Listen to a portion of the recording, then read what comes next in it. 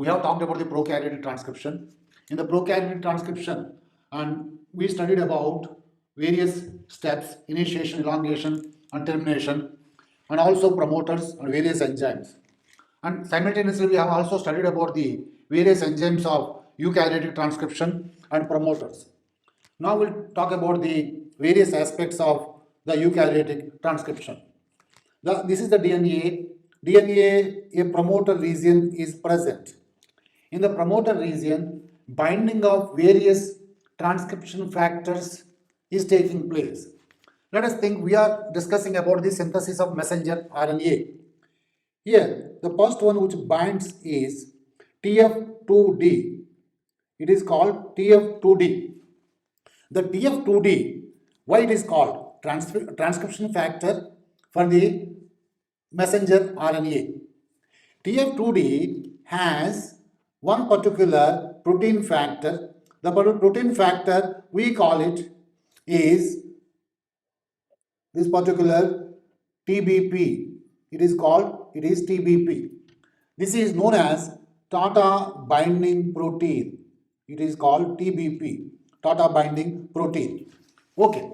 Then what happens once TBP binds it? Then along with these factors TF2D at the region we call it Tata box. That is the promoter region. Tata box containing the number of adenine thymine base pairs, so that the destabilization is much easier. Destabilization is much easier. Then again I am drawing this structure. Here this is the structure which we have earlier.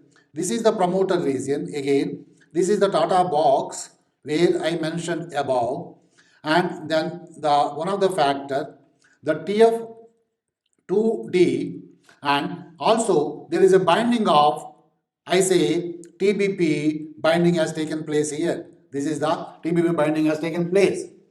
Now what happens here? Here there is binding of other factors. This is the one, the binding of other factors is taking place. What are those factors? That is called TF2A. It is called TF2A. Then when you talk about the TF2A, this is, suppose we say this is TF2A. This is the TF2A. Then also there is another factor, we call it TF2B. TF2B. So this is TF2A and this is TF2B. Okay. The TF2B, the another factor, TF2B. Everywhere it is mentioned TF2A, TF2B, because it is pertaining to the synthesis of messenger RNA. Then let me see how this binding takes place. When you talk about this one, how this binding takes place. The binding of this one here, we can say, I mentioned like this. This is the TF2A is taking place like this. Okay. The binding is taking place like this. This is TF2A and this is TF2B. Okay.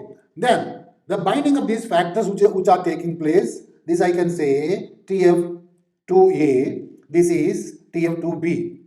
The binding of these two factors have taken place. So again I would like to draw the structure here, and again I am writing the same structure here. Here we have this DNA, and then we have this Tata box bond here. Then I have TF2D. Okay, then the binding of this particular TBP is already took place, and also the binding of these various factors which are taking place. Here I can say, here it is, and then the binding of the TF2B is taking place here like this. Okay, why these factors they bound it? Why these factors they bound it? What is the reason? The reason being is when TF2D binds it. TF2 binds it. What TF2D contains? TF2D contains a TBP. Tata binding protein that destabilizes. That destabilizes DNA. The factor destabilizes DNA. Once it is destabilized, then what happens? The destabilization is taking place. What happens? It causes the binding of other proteins. Place. Okay. Then, so here there is another protein which is waiting to be bound. This protein we call it RNA polymerase 2. This is can be called as RNA polymerase 2. This is contains another factor. This contains another factor. So what is the factor? It contains another factor. And what is the factor? That factor we call it TF2F. Okay, TF2F, that is another factor. This is, we call it RNA polymerase. This is RNA polymerase. Okay, this is coming here and attaching to it here. The binding of this one, once it takes place, so what happens here? Here, it contains, what happens? Here, the binding which has taken place here. Okay, then here it is. The binding has taken place. Then here again, so there is the tail is here. The tail is here. And we have the TF2F is bound to somewhere here. TF2F. So bound to somewhere here. Okay. So this is, we call it RNA polymerase. This is RNA polymerase. And this is, I call it TF2F. TF2F. Okay.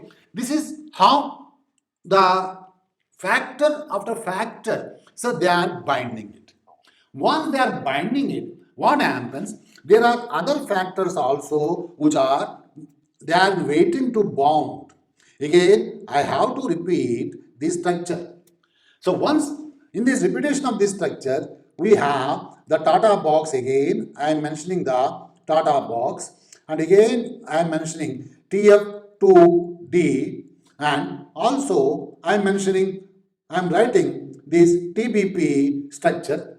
Then again, I have to write this particular structure here. Here it is like this. And then TF2B, the TF2B is, okay, then binding it here. Then I have this particular enzyme, that is what we call it. Okay, then here also I have like this. Okay, then here somewhere this tail is there. Then the binding of this TF2F is taking place. TF2F is taking place. So here some more proteins which are binding it. Some more proteins which are binding it. What are those proteins so which are binding it? What are those proteins which are binding it? The proteins which are binding it are, we can say, TF2E. That is the one protein which binds it. We call it TF2E. TF2E. And also another protein which binds it. So we can say TF2H. It is called TF2H. This is another protein, TF2H. Let us see here. The first one, we say TF2H. Here we say the TF2H. The TF2H is binding, is taking place. Once the binding, when it is taking place, what happens? We can say here, the binding which is taking place here, along with this binding, there is some separation of the strand is taking place. Separation of the strand is taking place. So, by strand separation, the two strands are separated here. Then, two strands are separated. Then, the binding, along with the binding of these proteins, two strands are separated. And also, we have this particular TF2H. This is called TF2H, and this one we call it TF2E. Okay, so binding of these factors which are taking place, and strand separation has taken place. This is what we call initiation process. It is what we call the initiation process. And once the initiation process is taking place, then further separation has to take place. Okay, so there are various factors which are bound to it: TF2A, TF2B, and TF2D, TBP, and TF2F, TF2H, and TF2E, and RNA polymerase. This is what we call it pre-initiation complex. We call it pre-initiation complex. So that means it is ready for the initiation process. Some section promoter region is separated as there are 80 base pairs are there. Then next it has to be continued. How the further separation of the DNA strand is taking place. Here, so there is no helicase. It is unlike DNA, here there is no helicase to separate the strands. Okay, then when we talk about this one, so one of the factor is acting as a helicase. That factor is TF2H is acting like helicase. Okay, so that is very important aspect. So another important aspect is which we have not seen in the prokaryotics, the promoter melting, okay, doesn't require ATP. Whereas in eukaryotic system, the promoter melting, what do you mean promoter melting? Promoter melting means the area of the promoter which is separated requires ATP. ATP input is required. So it requires energy. Okay. This is the initiation process. How the elongation takes place? The elongation can take place. Okay, elongation can take place, and because here what happens in elongation, the polymerase has to escape. The polymerase has to escape. Okay, escape. How this one takes place? The escaping of polymerase, how it takes place. So what happens? The system, when you talk about the eukaryotic system, once this pre-initiation complex has taken place, the RNA polymerase tries to escape to enter elongation phase. But many times it fails. It is not able to escape it. Then what happens? Small length of the transcripts which are synthesized and then RNA transcription is stopped. They are called abortive transcripts. Small size of transcripts are synthesized, released because it is not going into the elongation phase. So this is called abortive transcription. What we call is abortive transcription. The abortive transcription, when you talk about the abortive transcription, this is the feature in, okay, this is the feature in the eukaryotic system. Okay, then in fact, abortive transcription, we can call it. Okay, it fails to enter the elongation phase. Then what it requires to enter the elongation phase, the polymerase has to leave behind many of the transcription factors and then goes further to carry out the transcription process. Here, the RNA polymerase has got one feature. RNA polymerase tail is present. This tail we call it C-terminal domain. The tail we call it C-terminal domain. Okay, so the tail we can call it CTD, C-terminal domain. The CTD contains a series of repeats. It contains a series of repeats. Okay, what are those repeats? These repeats are, we say, heptapeptide. It is heptapeptide repeats. There are many repeats are there. There may be 27 repeats, okay, in the yeast, and in the human 52 repeats. There are 27 repeats in yeast, okay, and the human there are 52. There are such 52 repeats in human. Okay, what is the sequence on these repeats? The sequence of these repeats are tyrosine. Okay, that is tyrosine. Then with the serine. Okay, then proline. Okay, then threonine. Then serine. Okay, then we have the proline. Okay, serine.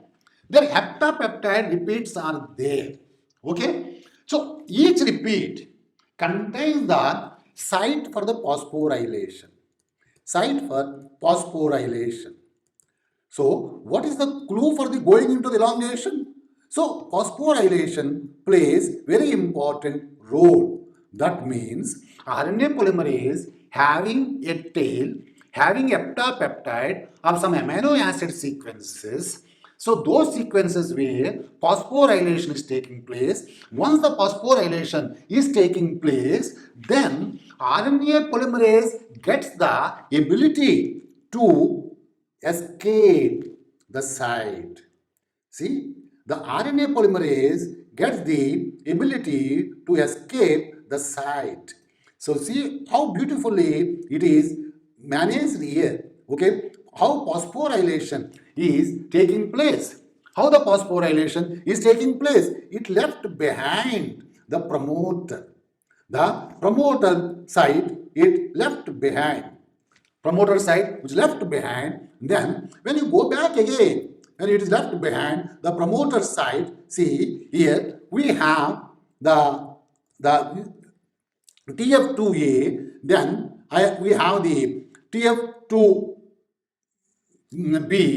okay, TF2B, then we have here, then the TF2D, and also we have this TBP which we have, also TF2F is also left behind. TF2F is also left behind. Okay, you can see TF2F is also left behind. So that is the how this process escaping of this one is taking place. Okay, these are left behind. What is remaining here? Here, it is remaining here is, we can say, the RNA polymerase. This is the RNA polymerase. And this RNA polymerase is there. And this RNA polymerase, when you talk about this RNA polymerase, is phosphorylated. See the beauty, phosphorylated. Here, various, the tail, the phosphorylation is taking place. Once the phosphorylation is taking place, then the shedding of all the factors is taking place. The shedding of these various transcription factors which is taking place, then we get the synthesis of the transcript, the synthesis of the transcript which is taking place. You can see the synthesis of transcript is taking place. This is what we call it elongation phase. What we call it elongation phase. Okay, so we have studied about the initiation phase, and next we talk about the termination process. Next we talk about the termination process in the eukaryotic system. We do not have much information about the exact termination. Okay, then what happens? There are some points I would like to say. This RNAP travels towards the 3' end of the transcript. 3' end of transcript. Okay, the newly synthesized. Then what happens? What happens? So it is cleaved about. It is cleaved about. Okay, about 15 bases. It is cleaved about 15 bases. Okay, 15 bases, 3' of the consensus sequence. Of the consensus sequence. So, what is this consensus sequence? The consensus sequence is AAU, AAA, AAA, consensus sequence. So, this sequence acts as a signal, for polyadenylation.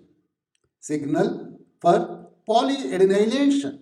Okay, so this signal is there, that means the termination point has arrived, polyadenylation, and so the sequence acts, we can say in that in other way, the sequence acts as a cleavage, okay, so for polyadenylation signal, okay, that is what happens here, polyadenylation signal. So this is the what we know about the termination process. Let us go back and talk about the transcription in the eukaryotic system.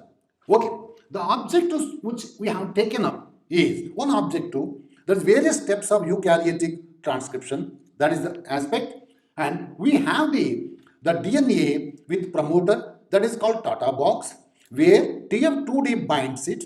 TF2D contains a Tata binding protein. The binding of Tata binding protein distorts, destabilizes the DNA and makes the other factors they bind it. That means TF2D, TBP is acting as a recruiting agency of binding of various factors. Then the binding of TF2A, okay, TF2B, they are taking place. The binding of TF2A and TF2B is taking place. This is TF2A and this one is TF2B. Binding of this one is taking place. Okay. Then what happens once this binding takes place? Further binding of other factors which are taking place. One of the factors is RNA polymerase having TF2F. RNA polymerase is having a tail that is called C-terminal domain that binds along with the other factors. Then once this binding takes place, there are other factors TF2E, TF2H, so they come and being recruited. While they are being recruited, destabilization of promoter region is taking place. A small area of the DNA is separated. Once the separation is taking place, that is what we call pre-initiation complex. But further separation has to take place as there is no helicase, unlike DNA. So what happens? TF2H act like helicase and separation is continued. Okay, this is initiation process. What happens in the elongation? In the elongation, so the RNA polymerase has to escape, but it is not able to escape. Then what happens? It tries to escape. Some amount of transcription has taken place. Transcript is released. Again it will try, and again it happens. It happens like that. But at one point of time, that it has to escape, leave behind all other transcription factors, shed the transcription factors, and continue for the transcription. What is that key? So that is due to the tail of the RNA polymerase. That is, we call it C-terminal domain. Okay, in the C-terminal domain, the series of repeats are there, amino acids repeats are there, heptapeptide. Okay, then they are tyrosine, serine, proline, threonine, okay, serine, proline, and serine. Okay, so they are site for phosphorylation, Okay, then once it happens, phosphorylation takes place, RNA polymerase leaves behind, leaves behind these various factors. Then it enters once the elongation completed, it goes to the termination process. So the termination process, we do not have much information. So when it reaches RNA polymerase 3' end of the transcript, so cleaved about 3' of the 15 bases 3' of the consensus sequence. The consensus sequence is AAU, AAA. Okay, this sequence acts as a cleavage for the polyadenylation signal. Acts as a cleavage and polyadenylation signal. Okay, so that is what this happens. This is what it happens in the termination. In the next session, we'll study about the post-transcriptional modifications. Okay, thank you.